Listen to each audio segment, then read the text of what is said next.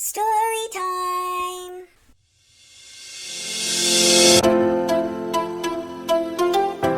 This is a story about a frog, a duck, dragonflies, and some blue flowers which are called forget-me-nots. To really enjoy a story, you must imagine you are actually there, like I'm doing now. Come with me and use your imagination. Forget-me-nots by Euphemia Johnson, Richmond.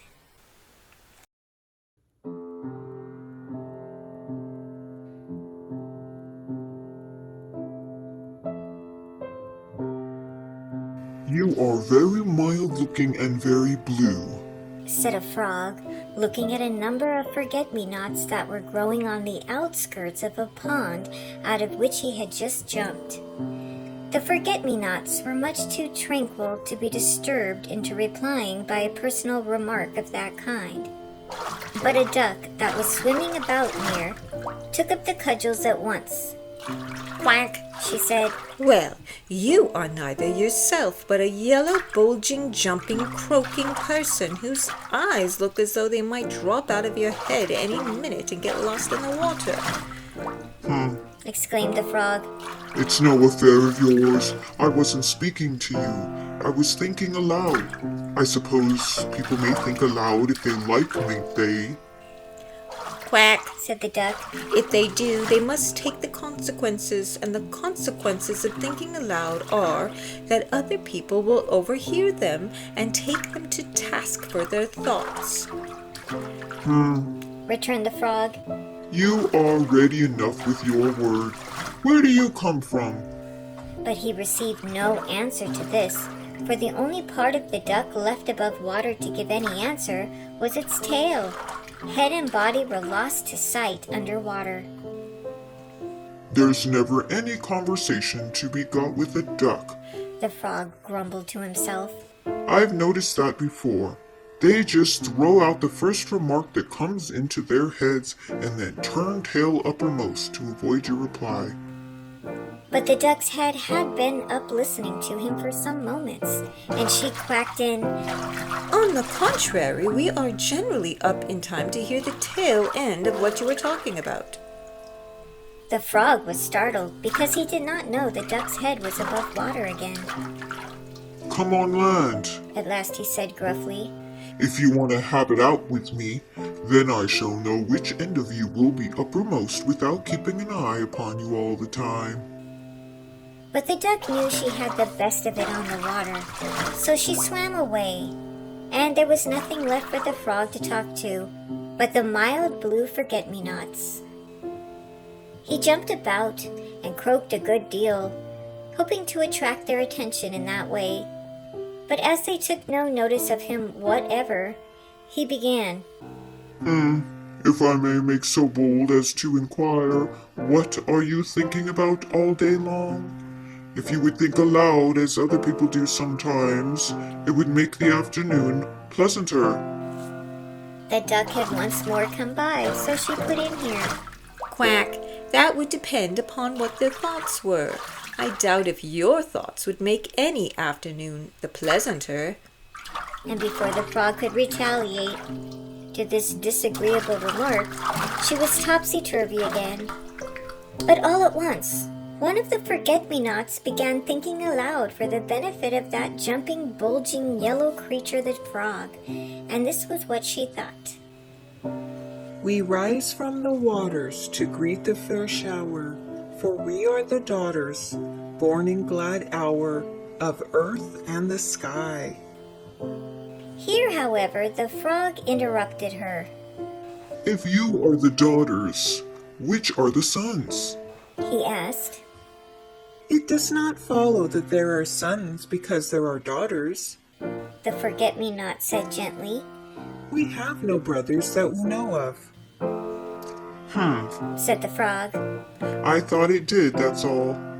But when I come to look at you, you forget-me-nots, you do look so much alike. I expect you are all twins, eh? He ended interrogatively. Since there are so many of us alike, twins we cannot be. Then I expect you all came to life in a batch like crocodile's eggs? concluded the frog. Go on. And the forget-me-not continued. Ah, fondly we yearn for our father the sky, the earth our dear mother, we always are nigh, for our father we sigh. Better do something else. It's no good sighing. Interrupted the frog. Your father, the sky, will never hear that. He's so far off. Try jumping. You would get nearer to him if you were to jump, as I do. We don't wish to leave our mother the earth, though. Objected the forget-me-not in prose. As it is, we can feel her at our roots, though we never see much of her. But if we were to jump, we should have to come up by the roots, separate ourselves from her, and never reach him, our father, the sky, after all, but fall back most certainly to die. That would be a pity. Said the frog. But I can't see that a little jumping should hurt anyone. It's the only exercise I ever take. Except swimming, of course. I have a good deal of that, but I find that jumping always does me good. And thereupon he jumped about to prove what he said. The forget-me-not watched him, but said nothing, for she had now found out that the frog was one of those people who judge the whole world by their own small experience, and disbelieve other people's, whatever that may be. But one of the tiniest forget-me-nots put in, We never take any exercise at all. Nothing does us so much good as standing still and looking up to our dear Father the Sky. Just then, the duck, who had returned unperceived by them and had been standing tail uppermost for some time near, burst in with, I, on the contrary, get most good by looking down, and that is the simple reason why I do it so often. and the next instant she went headfirst down again. Now, these interruptions all made the frog angry, for the duck kept taking him by surprise, and the frog was just the sort of person to feel decidedly irritated when taken by surprise. What a creature that duck is for joining uninvited into the conversation. I never saw her like. But the forget-me-not here began to think aloud again. The shower will carry a message for me. That is nonsense. How can it? Such nonsense. I never heard of a shower doing anything but coming down and splashing upon stones. And since there are no stones in the sky, it can't even do that up there. How will it carry your message? How can it ever get back up into the sky again at all, let alone carry anybody's messages there? The forget-me-not's thoughts, however, had been so upset by these constant interruptions that she did not reply at all to this question. Ho, ho, you can interrupt other people when they are thinking aloud, I hear. Again burst in the duck, who was round unexpectedly again as usual. I thought you didn't like it yourself, and that was why you found fault with me a minute or two ago. What a fellow you are, and as ignorant of the shower and its ways, too, as can be. I suppose you think everyone croaks when they send or take a message as you yourself do. Well, you are very much mistaken, Mr. Frog. And mark my words, these forget-me-nots know a great deal more than you do about some things. Well, Rejoined the frog, crestfallen under the duck's sharp attack. I merely ask, how is the shower to carry a message to anyone?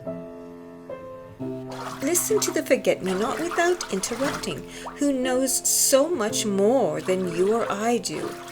For the matter of that, though she does nothing but stand still and look up all day long, and you shall hear, Said the duck.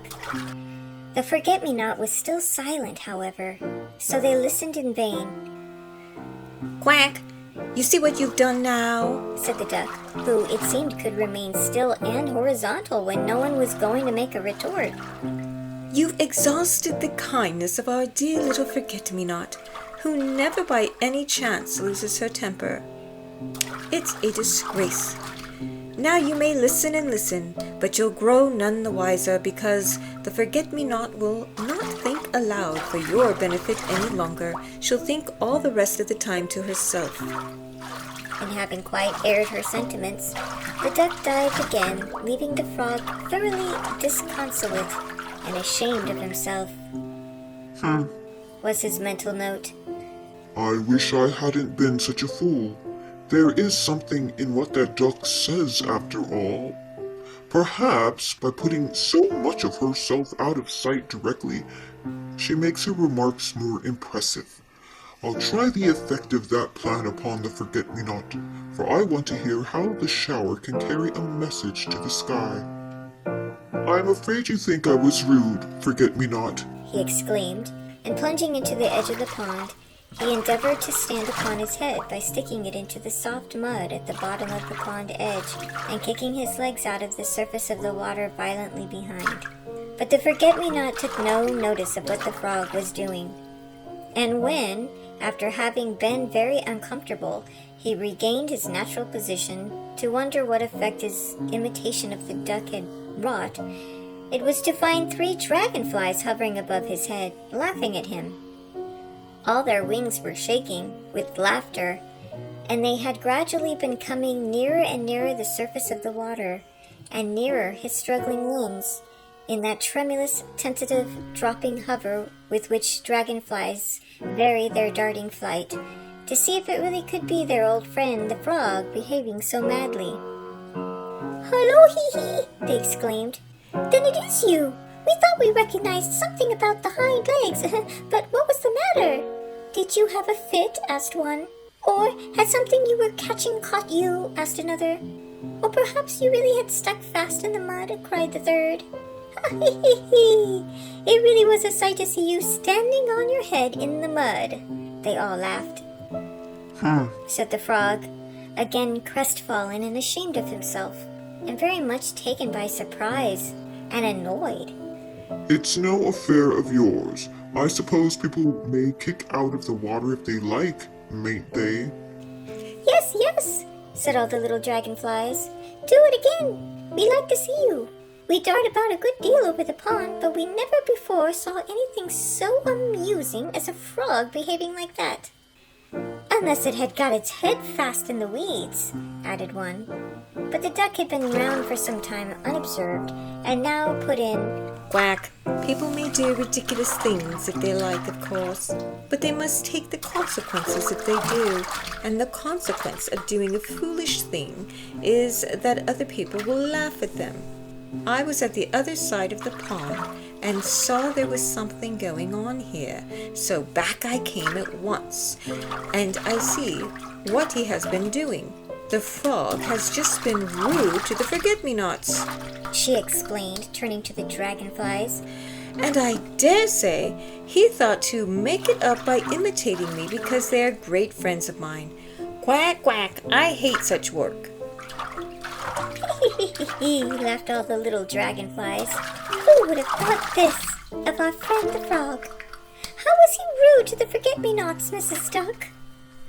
"Well," replied the duck, she was thinking aloud on purpose to make the afternoon a little more pleasant for him, as he had asked her to do, and he needs must interrupt her to say he didn't believe her. I consider that rude, don't you? I call it rude to interrupt one at all, but to interrupt anyone to say she's talking nonsense when she's telling the truth, I call that very rude, don't you?" and the duck quite forgot to turn topsy-turvy. She was so indignant, while all the little dragonflies called out, "Very rude, yes, very, very rude." And the frog was covered with confusion, which he manifested by looking more yellow and more bulging than ever, and by his eyes becoming more prominent than before, while his skin and limbs seemed to be paralyzed with fear. And just at this very awkward moment, what should come to turn away attention from the unhappy frog, who was suffering so acutely from the condemnation he richly deserved, but the forget-me-not, thinking aloud again, as though nothing whatever had happened to interrupt her. So that, just as the frog thoroughly realized how rude he had been to contradict her, how foolish to imitate the duck in order to make a better impression upon her, and how ignorant he was about the shower, and about exercise not being good for forget-me-nots, and everything else in the world except jumping and croaking, the forget-me-nots forgave him, and went on thinking aloud, just as though nothing disagreeable had happened. So nightly returning as vapor on high, the shower our yearning tells to the blue sky, who brightens with pleasure and rare joy above, to learn of his treasure, his dear daughter's love. And the thought of the showers carrying that message does cheer us wonderfully, Concluded the forget-me-not in prose, I'm obliged to you for thinking aloud. said the frog. I am much obliged. For, while listening to the end of the forget-me-not's thoughts, he had recovered his self-possession, and he felt happier now that he had heard how the shower did ascend into the sky again. He was surprised it did not jump. Even the duck could see that a desirable change had come over the frog, and remarked, I'm glad you appreciate the forget-me-nots at last, Mr. Frog. Quack. So are we, so are we, chimed in the dragonflies, their wings shaking with satisfaction this time. We are very fond of all the forget-me-nots, continued the frog. There is something in being mild, after all, if it prevents them from being so irritable as I am. And he jumped as he made this great confession. And as for their being blue, He concluded, that very fact should have told me long ago that they were related to the sky. They are exactly the same color as he. and with this, he jumped away. The dragonflies darted off. The duck stood tail uppermost in the water for so long, naturally and happily, that one almost despaired of ever seeing her head again, and all was peace on the pond once more, as the blue forget-me-nots continued to gaze up to the blue, blue sky. Well, that's the end of the story. Leave me a comment and let me know what character you liked the best and why. And remember, your imagination is a powerful thing.